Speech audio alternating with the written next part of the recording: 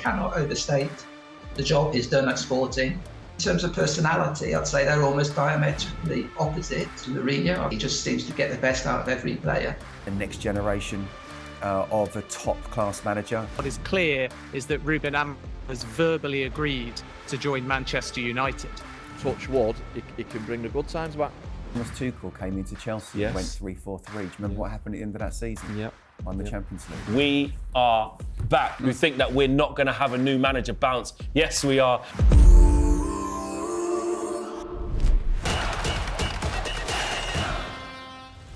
Hello and welcome to Inside Devils, talkSPORT's Man United show, bringing you the latest reaction coming out of Old Trafford. We've had to rush back into the studio because there's been a huge movement in Man United's search for their new manager, with Ruben Amorim reportedly very close to replacing recently departed Erik ten Hag. Joining me in the studio is former Benfica defender, someone that knows plenty about Portuguese football, Mr. Scott Minto. Thank you for joining us. It's massive. We are going to get into this. We have got to talk Ruben Amorim. I want to know all about him and what there is to know. And joining us down the line is Portuguese football expert and massive sporting fan, Tom Kindert. Tom, what was your initial reaction to Ruben Amorim verbally agreeing to join Manchester United?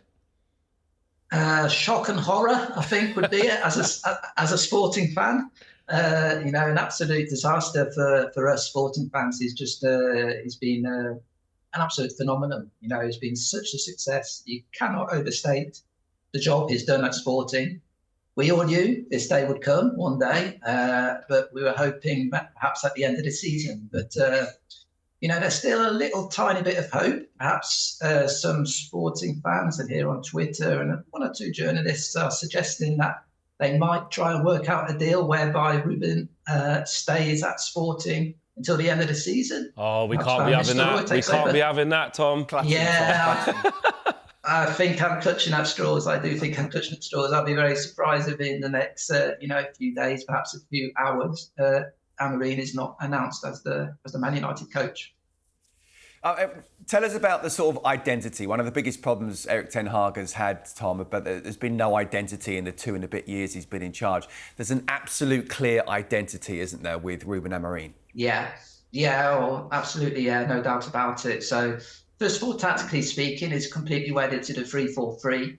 So, it's interesting because right from the start, that's the tactics he used. And in his 1-4 season that Sporting had, so that was his third season. It wasn't poor, Tom. Benfica won the title that season. Thank you very much. Scott Steffi, remember disastrous. Yeah. So some people said that he was a little bit predictable, but he's actually made quite a few tweaks. And so even though it's 3-4-3, it's much more attacking nowadays than it used to be. But yeah, that's the framework, and you're absolutely right. Yeah, within that framework, it's worked out brilliantly because all the players, they know exactly what they have to do. Someone gets injured, someone gets suspended, someone else comes in. They know that it's not going to rejig the team completely. It's just basically taking out one component, putting in another, but the machinery works in the same way. So, if he can implement that, I think that's been his biggest strength, really. One of his biggest strengths at Sporting, the stability in the way they play and giving the club such a clear identity. If he can implement that at Manchester United, obviously with a higher quality squad, arguably, in some positions. Yeah, he is arguably. I think he's got everything to be a big success there. Tom, one thing I wanted to know about is, and I'm sure a lot of Man United fans will want to know, is about his personality. One thing, I've been in plenty of Erik ten Hag presses, and listen, he's a nice, polite man. He's not rude or anything like that. But in terms of having that charisma, having that way about him to either make the media eat out of your palms and control the room, how is Ruben Amorim in terms of that? Is Amorim somebody who is very fluent in English? He has a lot of charisma. Does he pace up and down the touchline? What type of man is he? Yeah, he's very. He is. He's absolutely got loads of charisma. I've seen one or two people compare him in some ways to Mourinho in the amount of charisma. I'd say perhaps from that point of view, in terms of personality, I'd say they're almost diametrically opposite. Mourinho is very antagonistic, always trying to wind up the opposition. Quite a spiky relationship with a lot of journalists. Amorim, not like that at all. Always very jovial, always very calm, entertaining in his press conferences, very informative, very polite. Answers all the questions with a smile on his face, even the stupid ones, and he no problem at all.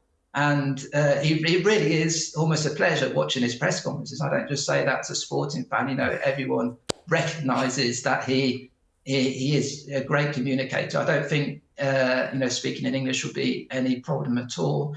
He, quite a few of Sporting's players are foreign players, as you know. Gyökeres and Hjulmand are two of our main players. Sweden are Danes, so he obviously doesn't speak Portuguese to them. They've only been in Portugal for a year or so.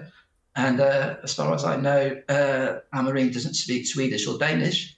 And so that kind of tells you, he's good at getting his point across, perhaps not even speaking in Portuguese. So, yeah, I think, you mentioned it there, didn't you? Like the press kind of in the palm of his hand. Yeah. And I think in that way, he could have quite a similar impact to Mourinho. I think the press will really like him.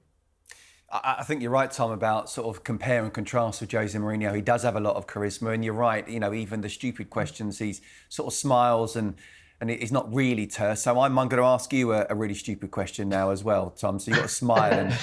But the football one that I'm thinking of with the system that he's got in his 3-4-3 or maybe a 3-4-2-1.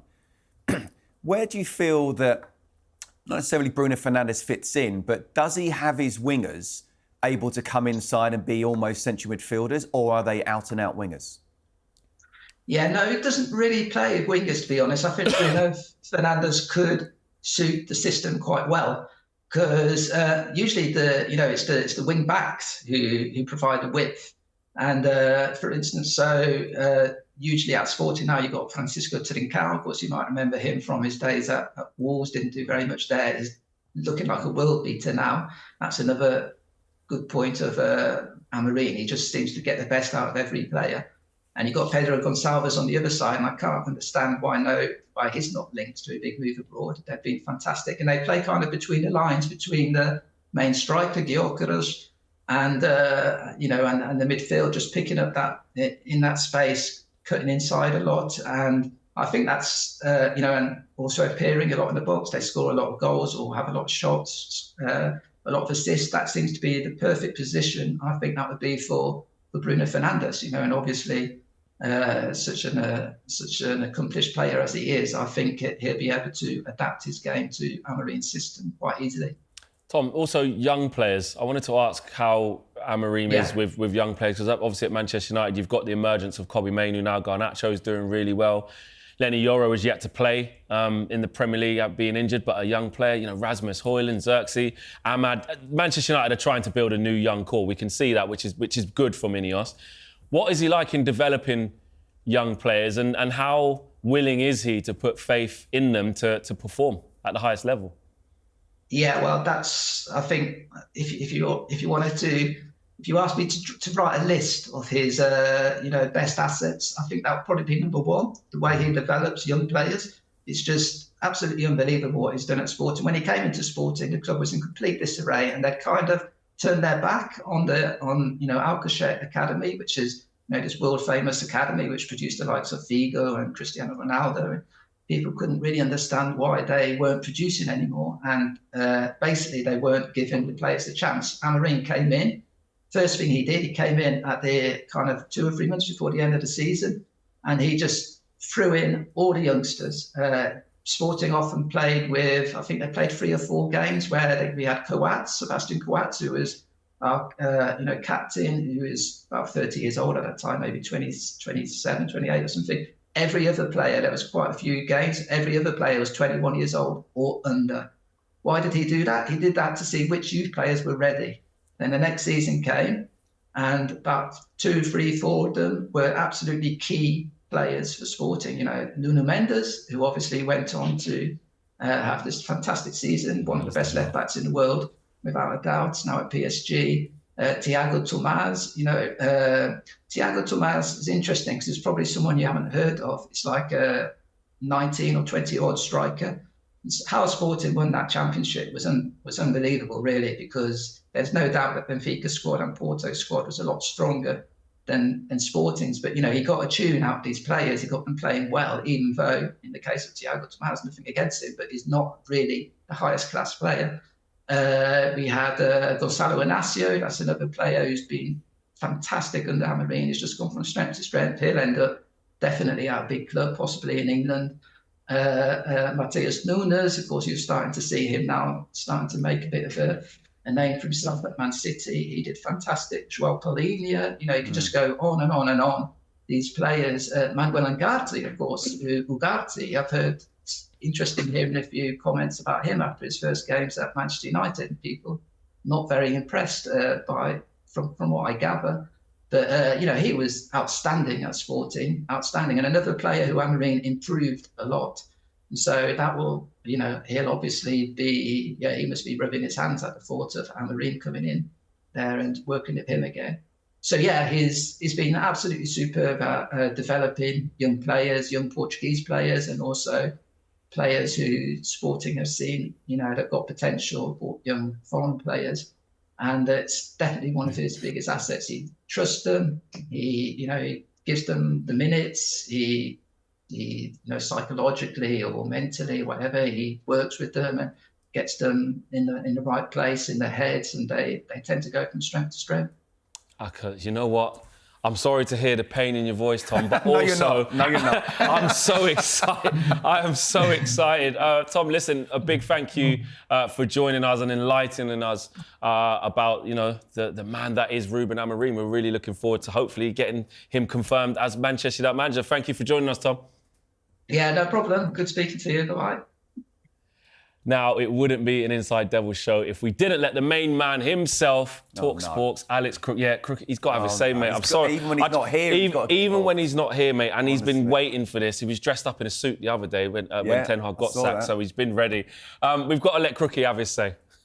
I've spent quite a bit of time over the last 24 hours since it became clear Ruben Amorim would be United's top target to succeed Ten Hag, working out what type of guy he is, what type of manager he is, what system he likes to play. And the message is clear, actually, from everybody who's followed his career progression.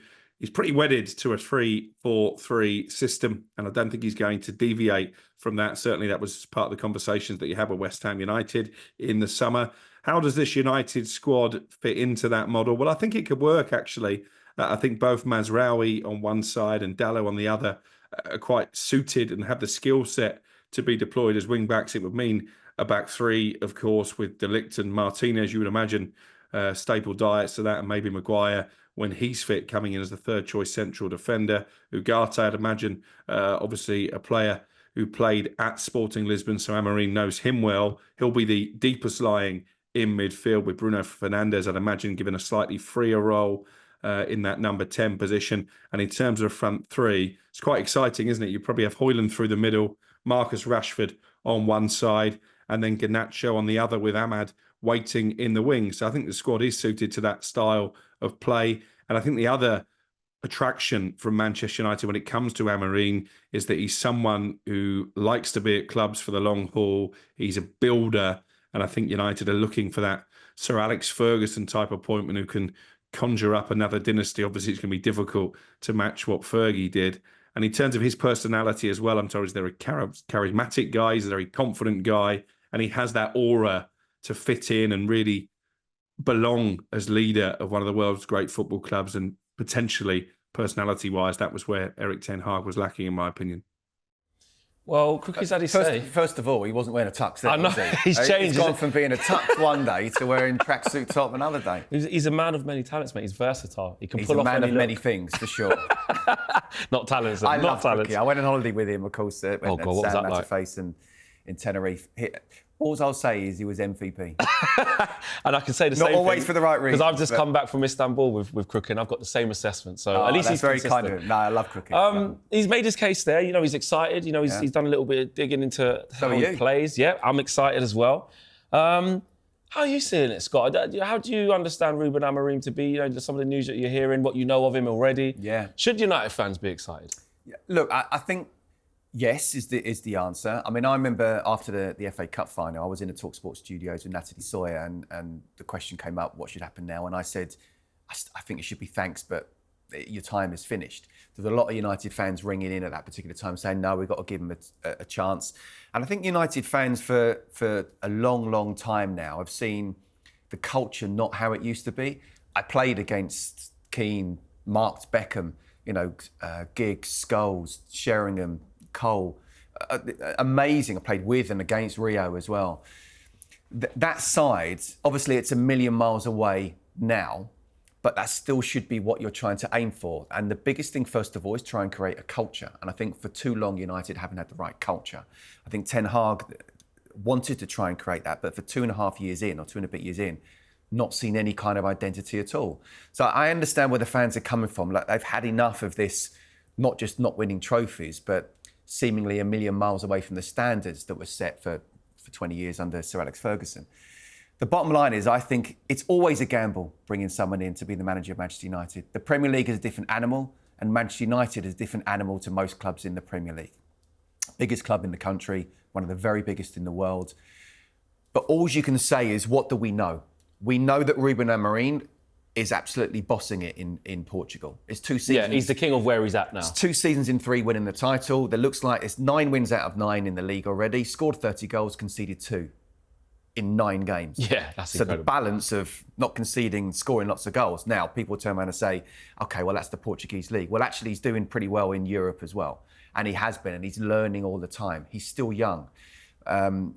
We heard from Tom in terms of the personality that he is. And he's right. Trust me, I've been in Portugal. The Portuguese media, it may not be the spotlight globally of the Premier League, but nationally, they can go after you. Don't worry about that. And they can ask certain questions. And the way he handles it, I think, is brilliant. But again, going to United, this is a different animal. What do we know? We know that he looks as if he's going to be comfortable. We don't know 100% until he's in that situation. Off the field, I think he'll be okay. But Flex is always about winning games. It is. That's what it's always about. Yeah. And so if he can somehow, it'd be interesting to see whether they go straight into this 4-3-4-3 formation or 3-4-2-1, and who he plays, who he picks with his first 11. When he takes over, of course, we don't know exactly when that's going to be. But I think the bottom line is, you've got someone who's like the next generation of a top-class manager. It's just United is the Titanic, and you've got to try and turn it around. Turn it around. We'll have to wait and see whether it's a big task. Yeah, I mean, in the lead up, I was very understanding that Ten Hag was staring down the barrel for a while now. I was basically late there. You know, when you said in the summer, I was one of those Man United fans who would have probably been calling up talkSPORT saying, Scott, he doesn't know what he's talking about. We've just won the FA Cup. Sit down. Against City. And I was outside Wembley, and I was ruled by emotion. I hold my hands up with that. And I was like, I just felt that he deserved the chance to right the wrongs by getting this trophy in this manner against this team.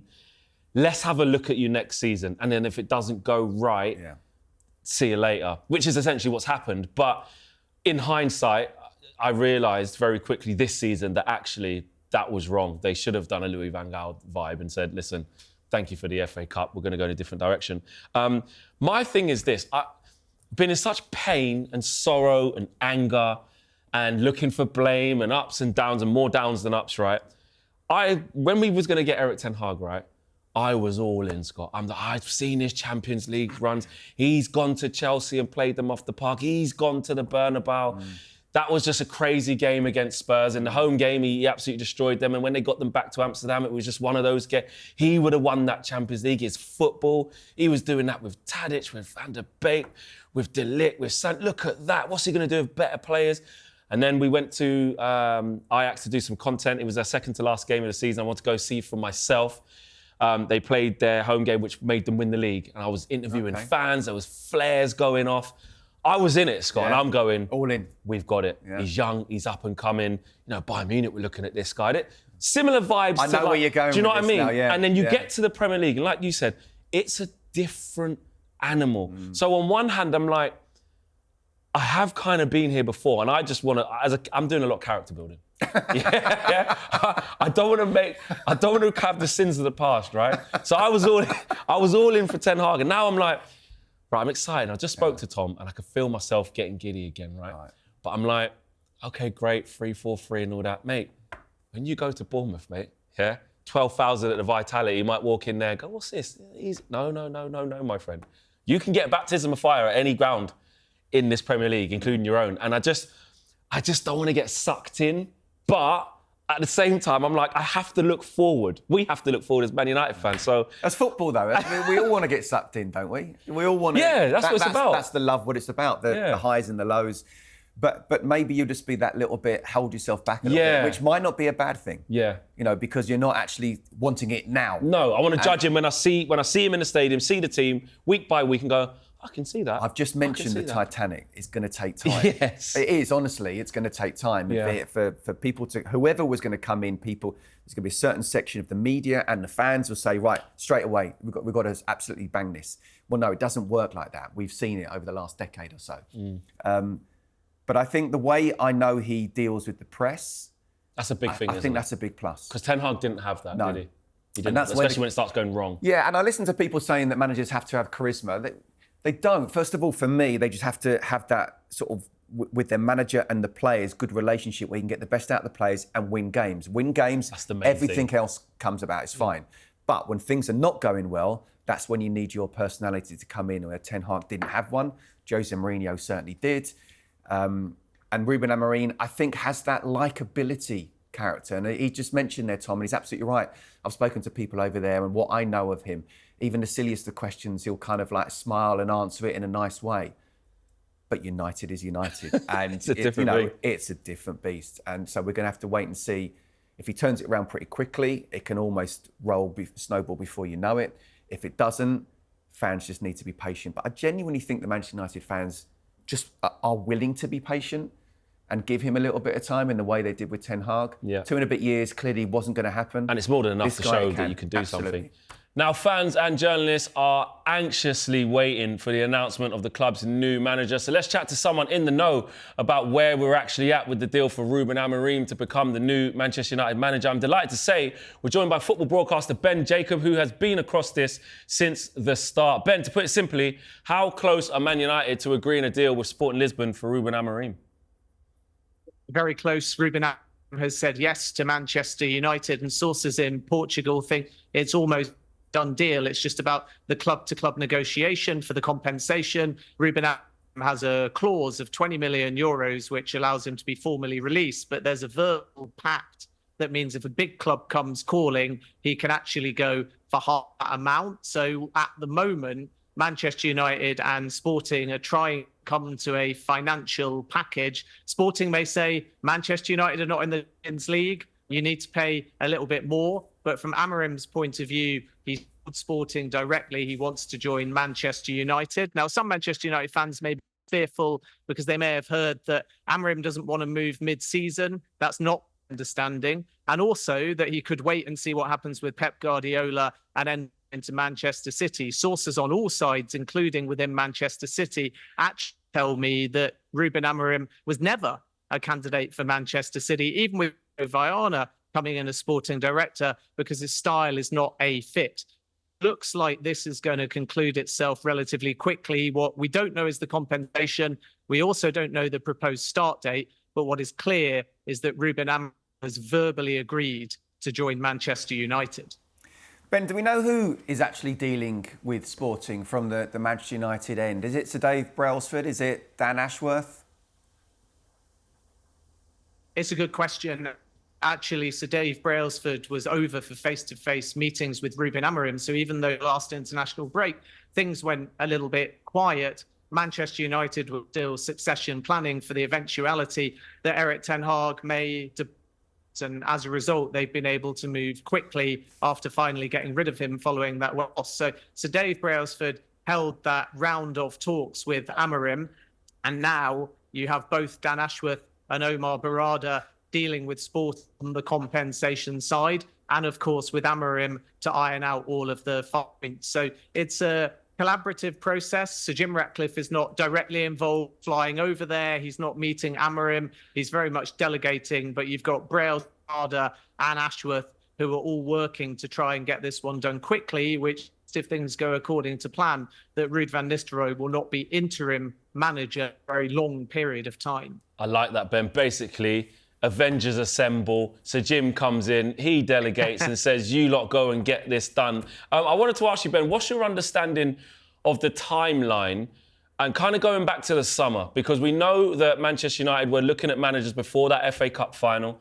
You know, it wasn't really nice for Eric to have to hear that. Then they decided to back him and stay with him and give him a contract extension. You know, then they've decided to stay with him in the last international break. At what point, to your understanding, was the mechanism switched? When did they say, right, actually, we need to make a change? Was it anticipated that they wanted to do it in the summer but just couldn't find the right guy? Or was it actually, after the last international break, they started looking from them and that's why we're here so quickly now? There was a genuine commitment over the summer to make it work with Eric Ten Hag.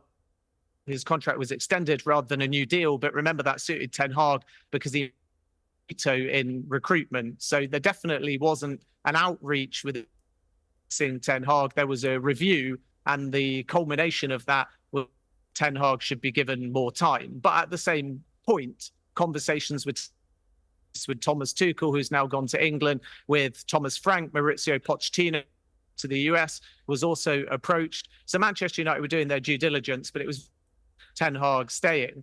Then a really key point that maybe some people forget, Barada and Dan Ashworth were not really part of that end of season review because formally they didn't start until afterwards. So you've got two really important fresh pairs of eyes. And as the season started, Manchester United realised that it was same old. It was their worst start to a Premier League season after 6, 7, 8 games, whatever the stats say. And worst start since the season before. Precisely. So they're going backwards rather than forwards. But I think when you have a lot of change in the summer and you spend big, you also do want a bit of continuity. So if your leadership team is changing, if your recruitment experts are new, if a series of players come in and obviously were bought for Eric Ten Hag, to change it too quickly can be counterproductive. But in the end, Manchester United had no choice. So it was really the loss to Spurs, the last international break, and a pause for reflection, during which time outreach was being made to several candidates, which is why this is not a today conversation with Ruben Amorim. The talks first started a couple of weeks ago. And it was in that period, even though it looked like Manchester United were not moving, it was quiet, it was frustrating to some fans during the last international break, because that seemed like a perfect opportunity. And yet Ten Hag was bullish and he stayed. But behind the scenes, even though Ten Hag was very fierce in his words, it was already clear that the works were in progress to try and make a change. And if they get Amorim now, which is the expectation, I think, at this point, it will be a coup because they've got a top young coach. They've poached him from a number of other clubs. And at the same time, they've maybe still moved early enough that the season is still salvageable. Yeah, I mean, look, he was a dead man walking, really, wasn't he, Eric Ten Hag? And it was only a matter of time. I find it strange, the timing, because I was at West Ham and I thought United could have been 5-0 up. But the bottom line is that's in the past now. And it's all about just getting Amorim into United and quickly as possible. And Ben, you're right. I mean, it's sort of a good argument. I was sort of thinking to myself, well, OK, well, £20 million in the contract, but £10 million if it's a big club. United, you can't argue that's not a big club, but you came out with an argument there that, you know, they're not in the Champions League. Bottom line is, whoever's dealing with this, whether it's Dan Ashworth, whether it's a Dave Brailsford, 10 million, 15 million, 20 million, they just need to get this done ASAP, don't they? What are you thinking in terms of timeline? Maybe even by the end of today?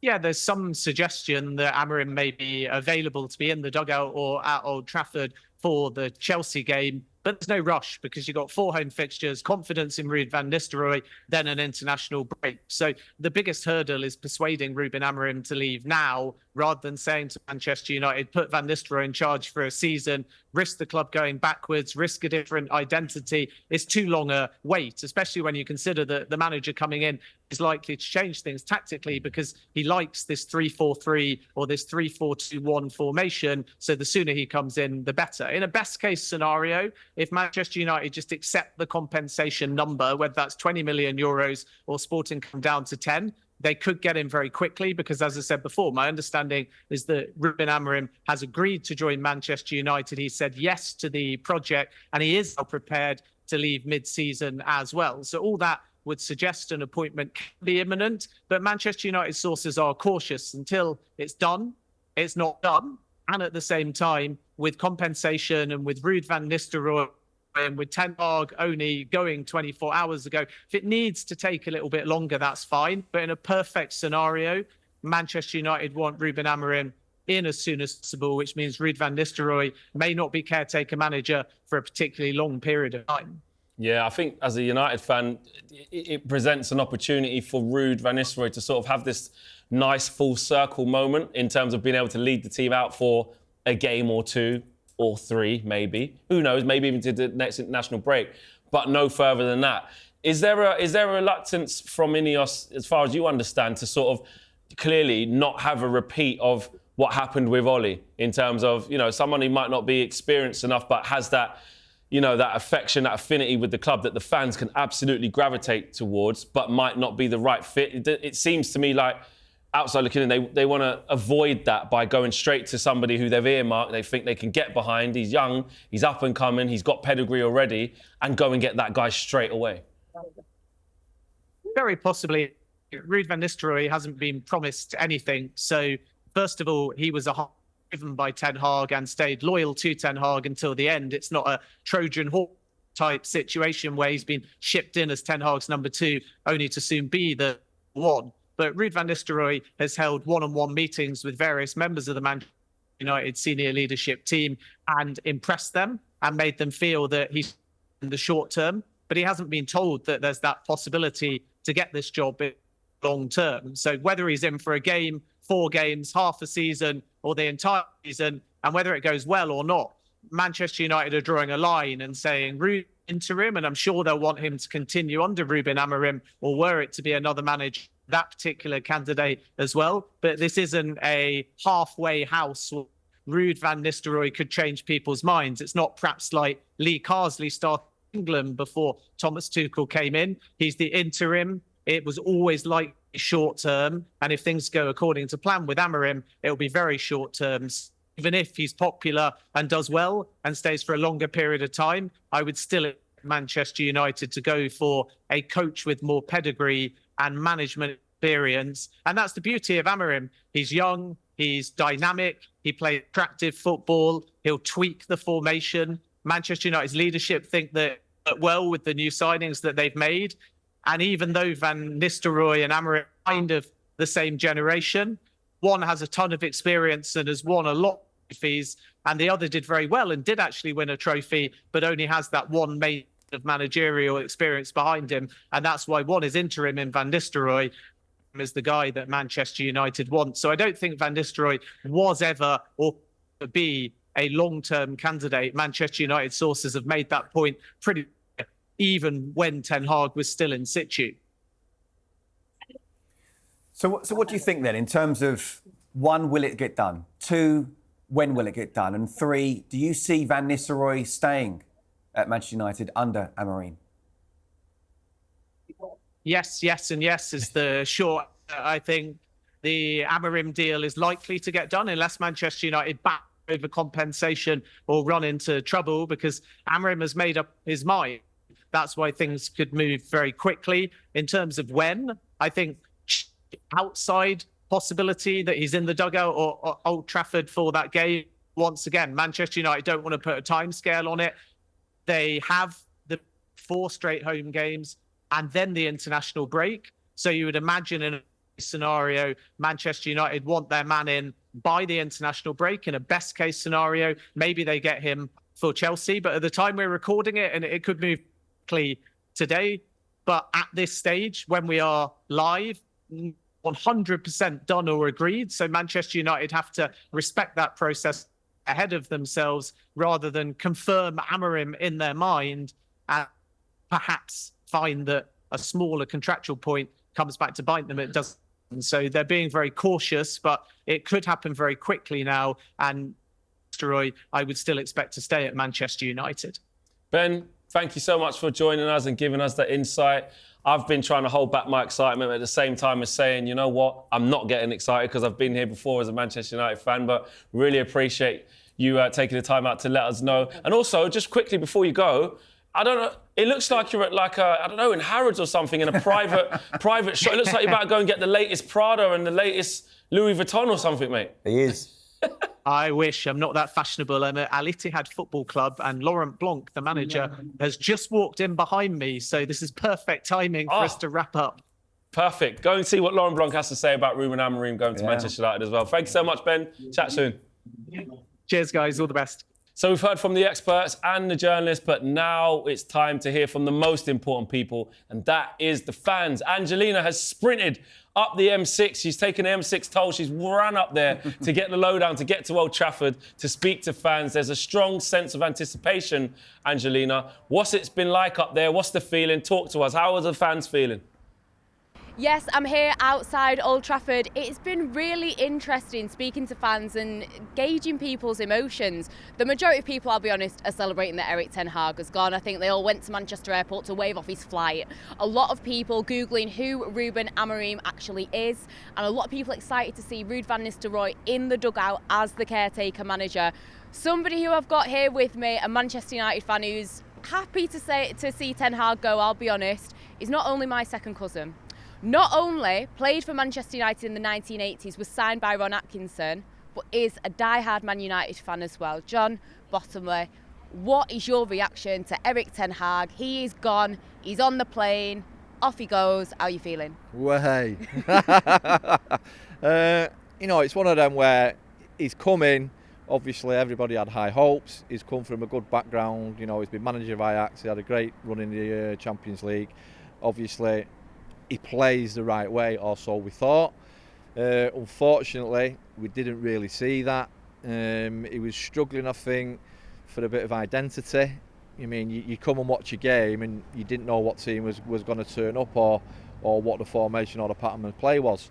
And, for the United fan, we're used to seeing great football out there on the pitch. And, unfortunately, Erik just couldn't deliver that. Now, whether the job was too big for him, potentially, I think that's part of it. He's not exactly got charisma. He didn't come across well, but I think the fans still backed him up until a certain point. But obviously, last season especially, the 7-0 against Liverpool was a killer. He sort of got himself out of jail with the winning the FA Cup final. Fair play, he's won as a trophy, but the quality of football was terrible, just awful. And as somebody who, was around Man United back in the day, I know that you actually had dealings with Sir Alex Ferguson. When you look at how the club's being run now, is it like night and day for you? Yeah, 100%. The change is unbelievable. When Fergie come in, obviously we trained at the Cliff back then, which was great. And everybody knew the Cliff, but obviously now you look at the way transformation in football and the training facilities are now unbelievable. Back then Fergie probably did virtually everything, whereas now you've got a hierarchy in place. So you've got people up top like they've brought this Dave Brailsford in, and they, I think, dictate a little bit more, and the manager maybe has not got the same say that he used to, which is not great. Obviously, if you're a manager and you fancy a player, maybe what's happening now is you've got to go to the hierarchy and say, I fancy this player. If they don't like him, then you probably ain't going to get him. So that's quite problematic. So I do have some sympathy, and I think most fans do with Ten Hag, and he's tried his best, but he just wasn't good enough. And I think bottom line is he wasn't up to it. And with Ruud van Nistelrooy being the caretaker manager now, there's reports that a new manager could be in by the Chelsea game. Would you want to see Ruud be given a little bit of time, or do you want to avoid another Ole Gunnar Solskjaer bit, let him have one game, maybe two at the most, and then move on? Yeah, I think potentially, just as you've just said there, similar to what Giggsy did a few years ago when he just come in for a few games while they got the new manager in place. Everyone loves Ruud. Who don't love Ruud? What a great player. One of the best goal scorers. I tell you who don't like him, talkSPORT's Martin Keown. Definitely not a fan. Oh, yeah. I remember that. Yeah, that's true. But yeah, for me, hopefully they've gone about this in the right way. They've done the due diligence. They've looked around, because obviously, let's be honest, Tuchel's gone for the England job. Poch is in America now. So 2 potential managers there have gone by the wayside. There's not a lot out there. So it'll be interesting to see if the rumours are true about this Portuguese lad. If he can come and do the business, hopefully he can. I mean, you talk about Tuchel and Poch there. A lot of people have been frustrated with Ineos that, they didn't sack Ten Hag after the FA Cup. They've given him a contract extension. They then also interviewed, this parade of managers and never actually managed to bring one in. Yeah. And then after the Spurs game, they had this 7-hour meeting, which I was very upset about because it went 7 hours, don't know what they're doing. But seemingly maybe they were making decisions. Apparently last week they went and spoke to Ruben Amorim. So is this something they had to get this right?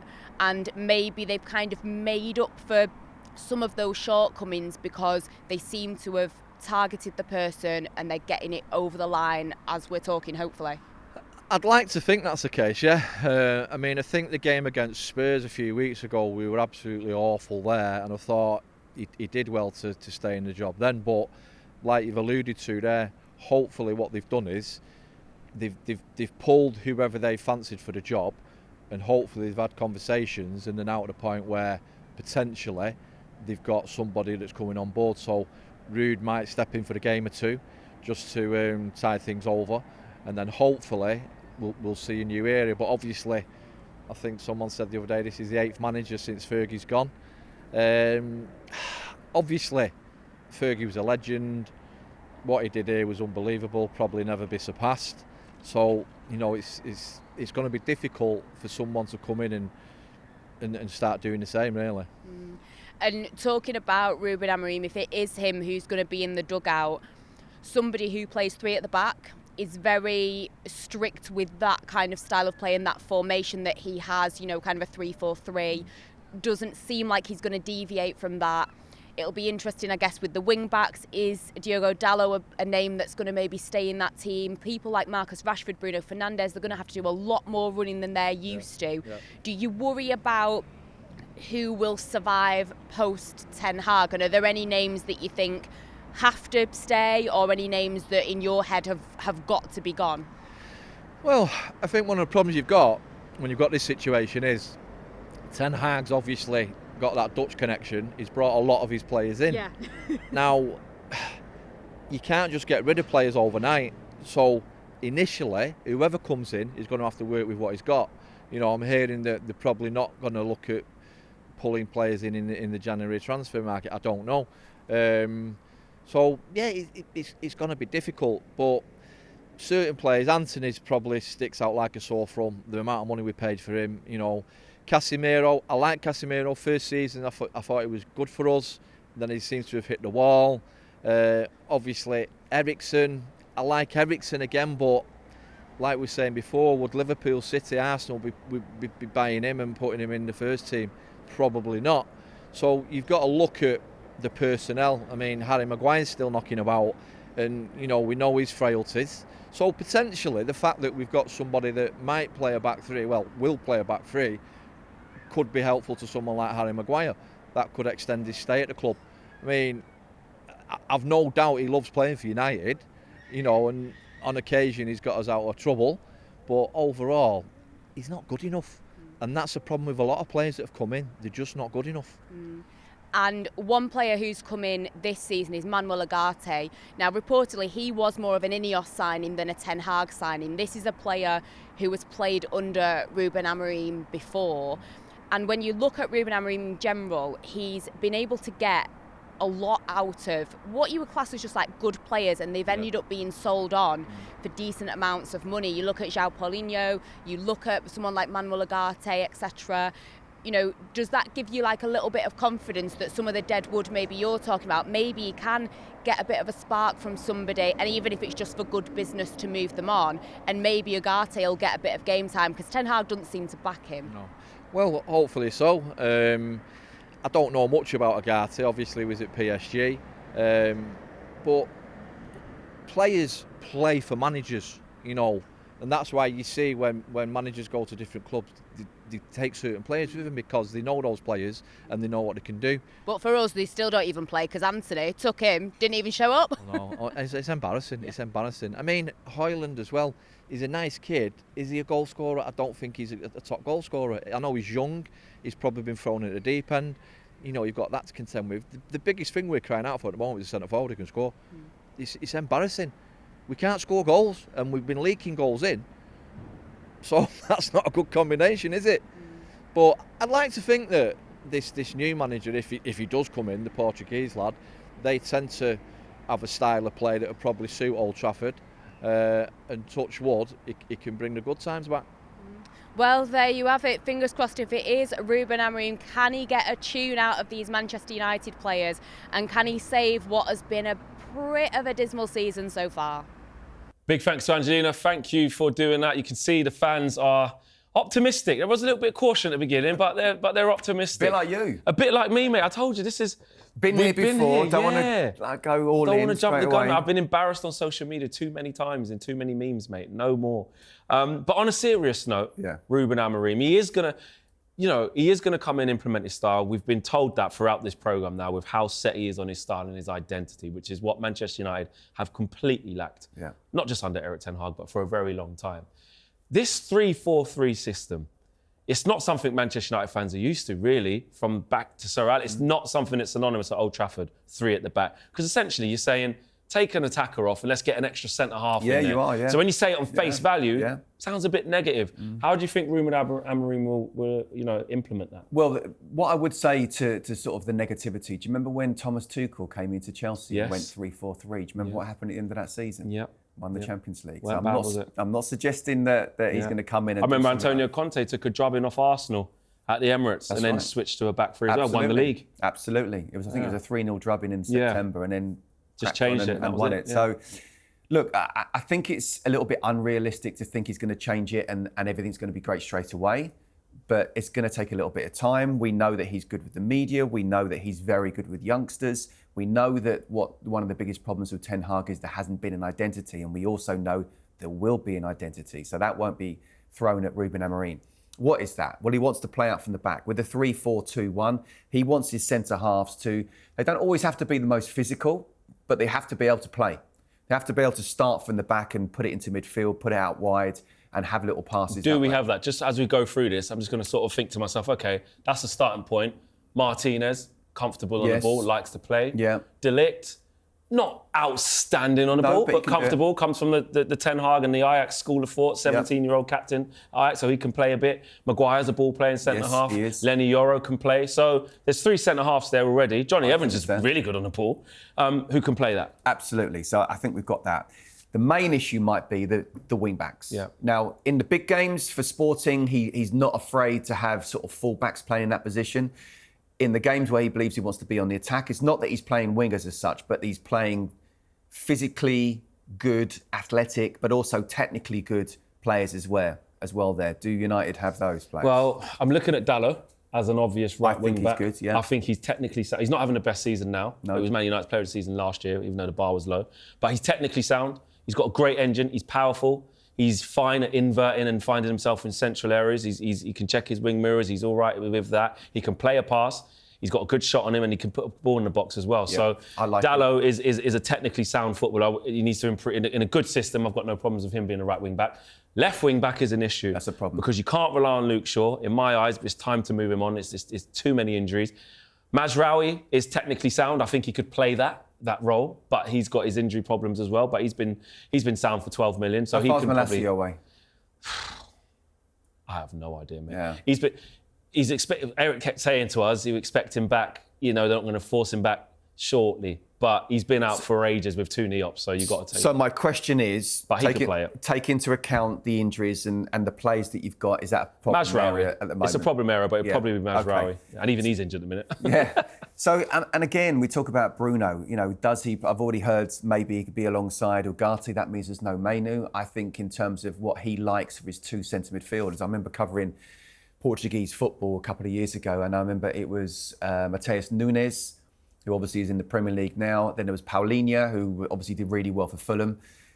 and then there was Ugarte. I don't have a problem with him not quite working at PSG. I think that club in itself is in a big transition. Yes. It's difficult to do. Managers or players, it never seems. So, and I've seen him, mate. Honestly, I've seen him play. I covered a game in the Lisbon derby where Benfica won.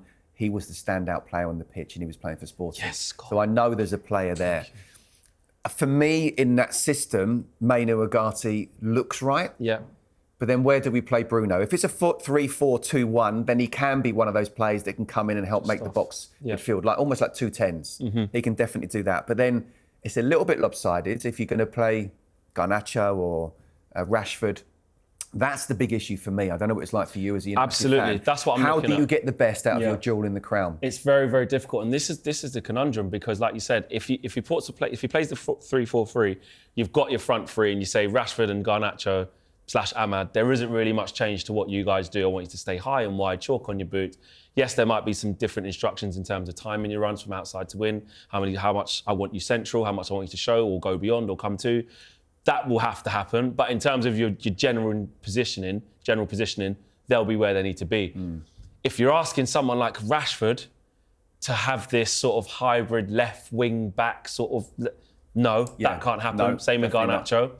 If you're asking them to play as inside 10s, inside forwards, it's going to take a bit of coaching. But again, what we know with Marcus Rashford is he is best out wide when you can see the goal, when he's got space to run into, head down, off you go. So it's going to take a lot of good coaching for Ruben Amorim to solve this. Yeah, and let me tell you, as a fullback, I wouldn't have liked to have played Marcus Rashford, not when he's fully fit. The prime Not Rashford when he's on prime it, Marcus going Rashford, at you. Going at you, direct, step overs, can go down the outside, can come on the inside, but predominantly he's starting from the wing position.